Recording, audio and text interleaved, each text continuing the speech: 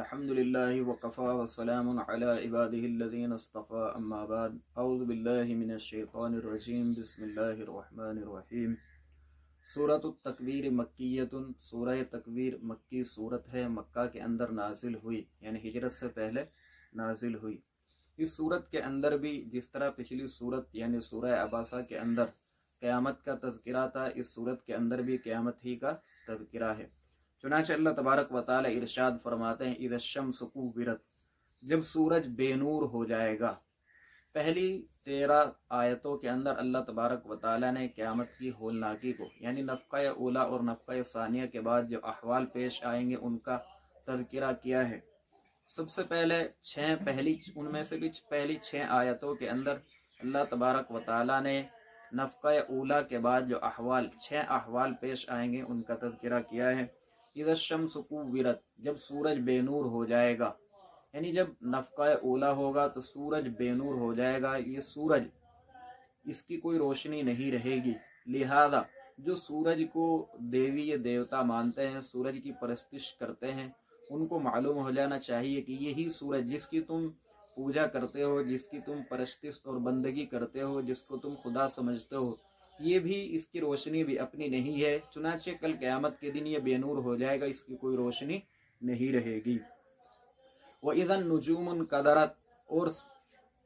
اور جب ستارے ٹوٹ ٹوٹ کر گر پڑیں گے، لہذا جو ستاروں کی پرستش کرتے ہیں، ستاروں کی بندگی کرتے ہیں، ان کو بھی معلوم ہو جانا چاہیے کہ یہ بھی خود ہمیشہ اور دائمی نہیں ہے، بلکہ یہ بھی کل قیامت کے دن جب نفخہ اولا ہوگا، پہلی مرتبہ سور پھونکا جائے گا تو تمام ستارے ٹوٹ ٹوٹ کر سمندر کے اندر گر جائیں گے۔ وَإِذَا الْجِبَالُ سُيِّرَتْ، اور جب پہاڑ چلائے جائیں گے، یعنی پہاڑ اتنے مضبوط اور اتنے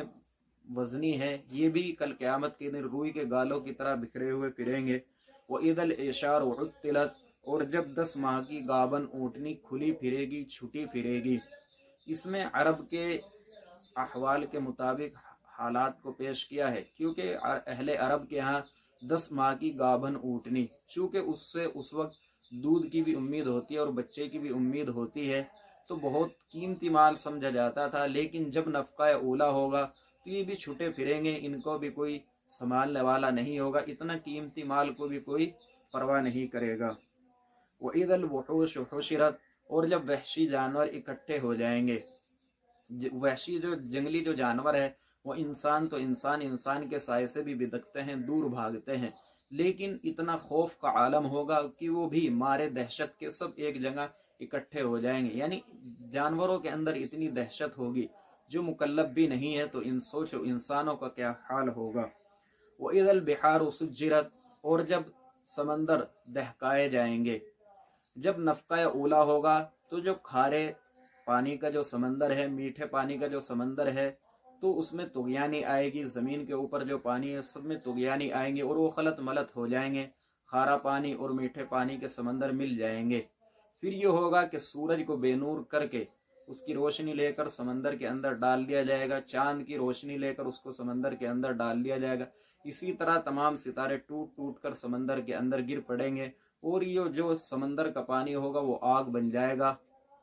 اسی کو بیان کیا ہے وَإِذَا الْبِحَارُ سُجِّرَتْ، اور جب سمندر دہکائے جائیں گے۔ یہ تو پہلی 6 آیتوں کے اندر تو اللہ تبارک و تعالی نے نفخہ اولا کے بعد جو احوال ہوں گے ان کو پیش کیا ہے، چنانچہ اگلی 7 آیتوں کے اندر 6 احوال نفخہ ثانیہ، یعنی نفخہ اولا کے 40 سال بعد جو نفخہ ثانیہ ہوگا جس میں انسانوں کو دوبارہ جمع کیا جائے گا، اس کے احوال کو بیان کرتے ہیں۔ وَإِذَا النُّفُوسُ زُوِّجَتْ، اور جب نفوس یعنی انسانوں کو اکٹھا کیا جائے گا، جوڑے جوڑے انسانوں کے اکٹھے کیے جائیں گے، جو نیک ہوں گے وہ الگ ہوں گے، جو بد ہوں گے وہ الگ ہوں گے، پھر جو برے عمل کرنے والے ان میں جو زناکار ہیں وہ الگ ہوں گے، جو چوری کرنے والے ہیں وہ الگ ہوں گے، جو ڈاکہ زنی کرنے والے ہیں وہ الگ ہوں گے۔ وَإِذَا النُّفُوسُ زُوِّجَتْ وَإِذَا الْمَوْءُودَةُ سُئِلَتْ بِأَيِّ ذَنبٍ قُتِلَتْ، اور جب زندہ درگور کی گئی ہوئی لڑکی سے پوچھا جائے گا کس گناہ میں تو قتل کی گئی۔ چونکہ قیامت کا دن عدل و انصاف کا دن ہوگا، ایسا عدل ہوگا کہ اس سے پہلے ایسا عدل نہیں ہوا ہوگا، تو جو زندہ درگور کی گئی ہوئی لڑکی ظاہر سی بات ہے جب والدین ہی اولاد کے سرپرست ہوتے ہیں وہی ان کی طرف سے انتقام لیتے ہیں، یا اگر کوئی اولاد پر ظلم کرے تو والدین ہی اس کا بدلہ لیتے ہیں، لیکن یہاں چونکہ ظلم کرنے والے خود والدین ہی ہیں تو لہذا ان کی طرف سے تو کوئی مطالبہ کرنے والا بھی نہیں ہوگا، ان لڑکیوں کی طرف سے تو خود اس لڑکی سے ہی پوچھا جائے گا، اسی سے سوال کیا جائے گا کس گناہ کی وجہ سے تو قتل کی گئی، یعنی اپنے قتل کی جانے کی روداد اچھی طرح بیان کرو، کھول کھول کر بیان کرو تاکہ تمہارا انتقام لیا جائے۔ وَإِذَا الصُّحُفُ نُشِرَتْ، اور جب نامہ اعمال کھول دیے جائیں گے، سب کے ہاتھوں میں ان کے اب اپنے نامہ اعمال دے دیے جائیں گے، یہی ہے کہ اعمال کو متشکل شکل و صورت دے دی جائے گی، تمام انسان اپنے اعمال کو، اچھے اور برے اعمال کو دیکھ لے گا۔ وَإِذَا السَّمَاءُ كُشِطَتْ، اور جب آسمان کھول دیا جائے گا۔ کشتن کے لغوی معنی آتے ہیں کھال اتارنے کے، جس طرح جب جانور کے اوپر سے کھال اتارتی جاتی ہے تو اس کے اندر کی چیز ظاہر ہو جاتی ہے، اسی طرح آسمان کو بھی کھول دیا جائے گا تو اوپر کی چیز ظاہر ہو جائے گی، چنانچہ پھر اس کے بعد بدلی سی کی شکل میں فرشتے نازل ہوں گے زمین پر، اور اللہ تبارک و تعالی زمین پر تجلی فرمائیں گے اور میدان محشر برپا ہوگا۔ وَإِذَا الْجَحِيمُ سُعِرَتْ، اور جب جہنم دہکائی جائے گی، جہنم تو اب بھی دہک رہی ہے لیکن چونکہ اس وقت جہنمیوں کو جہنم کے اندر داخل کیا جائے گا تو اور زیادہ دہکایا جائے گا۔ وَإِذَا الْجَنَّةُ أُزْلِفَتْ، اور جب جنت قریب کر دی جائے گی، جنت قریب کر دی جائے گی، اس کی خوشبو، اس کی نعمتیں، اس کی آسائش دور سے ہی نظر آئیں گی، جنتی اس کو محسوس کر لیں گے۔ علمت نفس ما احضرت، چنانچہ یہ 6 احوال نفقہ اولا کے بعد، 6 احوال نفقہ ثانیہ کے بعد جب یہ احوال پیش آئیں گے تو پھر اللہ تبارک و تعالی فرماتے ہیں علمت نفس ما احضرت، تو ہر شخص اپنے اعمال کو جان لے گا، یعنی ہر شخص کو اپنے اعمال معلوم ہو جائیں گے کہ اس نے دنیا کے اندر کیا اچھے اعمال کیے اور کیا برے اعمال کیے۔ پھر یہ تو قیامت کا مضمون تھا، اور یہ قیامت کا مضمون قرآن کریم کے اندر آیا ہے، اور قرآن کریم کو حضرت جبرائیل علیہ السلام لے کر آئے، آپ علیہ السلام لے کر آئے، چنانچہ اللہ تبارک و تعالیٰ اگلی آیتوں کے اندر قرآن کریم کے حقانیت کو بیان کرتے ہیں۔ پھر جو قرآن کریم کو لانے میں جو وسیلہ بنے حضرت جبرائیل، اور جس شخصیت پر نازل کیا گیا آپ علیہ السلام، ان کے حقانیت اور صداقت کو بیان کرتے ہیں۔ چنانچہ ارشاد فرماتے ہیں فلا اقسم بالخنس، میں قسم کھاتا ہوں ستاروں کی جو پیچھے کو ہٹنے لگتے ہیں، الجوار الکنس، چلتے رہتے ہیں اور جا چھپتے ہیں۔ اللہ تبارک و تعالی نے کچھ ستاروں کی قسم کھائی ہے، یعنی کچھ ستارے ایسے ہوتے ہیں جو چلتے رہتے ہیں پھر پیچھے کو ہٹتے ہیں اور اپنے مستقر میں جا کر چھپ جاتے ہیں۔ آگے قسم جواب قسم بیان کیا جائے گا، تو قسم جواب قسم کے درمیان مناسبت ہوتی ہے، اس میں مناسبت فرشتوں کے ساتھ، چونکہ جواب قسم میں فرشتے کا تذکرہ کیا گیا تو یہاں مناسبت فرشتے میں بھی اسی طرح ہے کہ فرشتے آتے جاتے رہتے ہیں اور پھر اپنے مستقر میں آسمان میں جا کر چھپ جاتے ہیں۔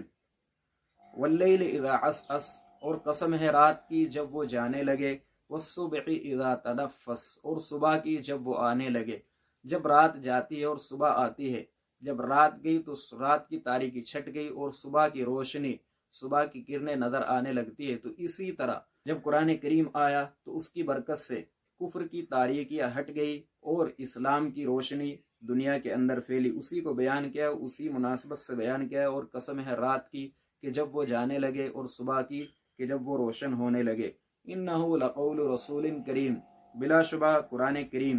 معزز فرشتے کا لایا ہوا کلام ہے، ذی قوت، جو طاقت والا ہے، مالک عرش کے یہاں مرتبے والا ہے۔ یعنی یہ ہو سکتا ہے کوئی یہ سمجھ لے کہ ٹھیک ہے اللہ تبارک و تعالیٰ نے تو حضرت جبرائیل علیہ السلام کو وحی لے کر بھیجا، لیکن ہو سکتا ہے حضرت جبرائیل بہت کمزور ہوں، کسی شیطان نے ان سے وحی لے لی اور اس میں تغیر و تبدل کر کے آپ علیہ السلام تک پہنچا دی۔ نہیں، ان ذی قوت، بلکہ وہ طاقت والے ہیں، اتنی طاقت والے ہیں کہ قوم لوط کی بستیوں کو اکھاڑ کر پلٹ دیا۔ یعنی کسی شیطان کی یہ ہمت نہیں ہے کہ وہ اس میں یعنی ان سے کوئی زبردستی کام کروا سکے۔ پھر یہ کہ فرشتہ صرف طاقت والا نہیں ہے بلکہ اللہ تبارک و تعالیٰ کے ہاں ان کا ایک مقام و مرتبہ ہے، مطاع ثم امین، وہاں یعنی آسمانوں پر حضرت جبرائیل کی اطاعت کی جاتی ہے۔ چنانچہ آپ علیہ الصلوۃ والسلام کو جب حضرت جبرائیل علیہ الصلوۃ والسلام معراج کے لیے لے کر گئے تو ہر فرشتے نے آسمانوں پر، جس بھی آسمان پر گئے فرشتہ آپ کے حکم سے دروازے کھولتا گیا، ثم امین، امانت دار ہیں۔ پھر یہ ہو سکتا ہے کہ فرشتہ چلو ٹھیک ہے طاقت والا بھی ہے، اطاعت بھی کی جاتی ہے، لیکن ہو سکتا ہے فرشتہ خود ہی خیانت کرتا ہو، نہیں بلکہ حضرت جبرائیل علیہ الصلوۃ والسلام کو جو احکام دیے جاتے ہیں وہ بعین ہی آپ علیہ الصلوۃ والسلام تک پہنچا دیتے ہیں، امانت دار ہیں۔ یعنی قرآن کریم میں شک کے جتنے جو پہلو نکل سکتے تھے یا کفار مکہ جو پہلو نکالا کرتے تھے ان سب کا جواب دیا گیا ہے۔ یہ تو حضرت جبرائیل علیہ الصلوۃ والسلام کی حقانیت اور صداقت کو بیان کیا ہے۔ اب چونکہ قرآن کریم آپ علیہ الصلوۃ والسلام پر نازل ہوتا تھا تو اب آپ علیہ الصلوۃ والسلام کی حقانیت کو بیان کرتے ہیں۔ اما صاحبکم بمجنون، اور تمہارا یہ ساتھی یعنی آپ علیہ الصلوۃ والسلام مجنون نہیں ہے، پاگل نہیں ہے۔ یہاں لفظ محمد نہیں لے کر آئے کہ یہ محمد صلی اللہ علیہ وسلم مجنون نہیں ہے، نہیں، بلکہ صاحبکم کا لفظ لے کر آئے تمہارا ساتھی، یعنی یہ ایسا نہیں ہے کہ باہر سے آ کر تم میں رہنے لگے ہو، نہیں، تمہارے آگے ہی پیدا ہوئے، تمہارے آگے ہی پلے بڑھے، 40 سال تک تمہارے بیچ میں ہی رہے، تم ان کو سچا جانتے ہو، کوئی بیماری نہیں ہے۔ تو بیان کرتے ہیں وما صاحبکم بمجنون، اور تمہارے ساتھی کو پاگل پن نہیں ہے۔ پھر یہ کہ ہو سکتا ہے کہ آپ علیہ الصلوۃ والسلام تو امانت دار ہو، پاگل نہ ہو، ٹھیک ٹھاک ہو، لیکن ہو سکتا ہے کہ یہ فرشتے کو نہ پہچانتے ہوں، انہوں نے شیطان کو ہی فرشتہ سمجھ لیا ہو، نہیں، اس کا بھی جواب دیتے ہیں وَلَقَدْ رَآهُ بِالْأُفُقِ الْمُبِينِ، اور اس نے یعنی آپ علیہ الصلوۃ والسلام نے حضرت جبرائیل کو واضح کنارے پر دیکھا ہے، مشرق کی جانب دیکھا ہے، یعنی جب آپ علیہ الصلوۃ والسلام نے حضرت جبرائیل کو پہلی مرتبہ دیکھا اسی کا بیان کیا ہے، اور دوسری مرتبہ بھی آپ علیہ الصلوۃ والسلام نے حضرت جبرائیل کو اصلی حالت پر دیکھا ہے، اس کو دوسری جگہ بیان کیا وَلَقَدْ رَآهُ نَزْلَةً أُخْرَى وَمَا هُوَ عَلَى الْغَيْبِ بِضَنِينٍ، اور یہ آپ علیہ الصلوۃ والسلام غیب کی باتوں پر بخل کرنے والے نہیں ہیں، یعنی جو مخفی باتیں، غیب کی باتیں اللہ تبارک و تعالیٰ کی طرف سے آپ علیہ الصلوۃ والسلام کو بتلائی جاتی ہے، وہ بعین ہی آپ علیہ الصلوۃ والسلام صحابہ کو، تمام امت کو بتلا دیتے ہیں، اس پر بخل نہیں کرتے۔ جس طرح کاہن ایک جھوٹی سچی بات معلوم ہوتی ہے اور اس میں ایک بات معلوم ہوتی ہے، اس میں 100 جھوٹ ملا کر بیان کر دیتے ہیں، پھر اس پہ بھی بخل کرتے ہیں، اس پہ بھی اجرت کا مطالبہ کرتے ہیں، اس پہ بھی اجرت اور پیسے لیتے ہیں، لیکن نہیں، آپ علیہ الصلوۃ والسلام کسی سے کوئی اجرت کا مطالبہ نہیں کرتے، کوئی تنخواہ نہیں لیتے۔ وما ہوا بقول شیطان الرجیم،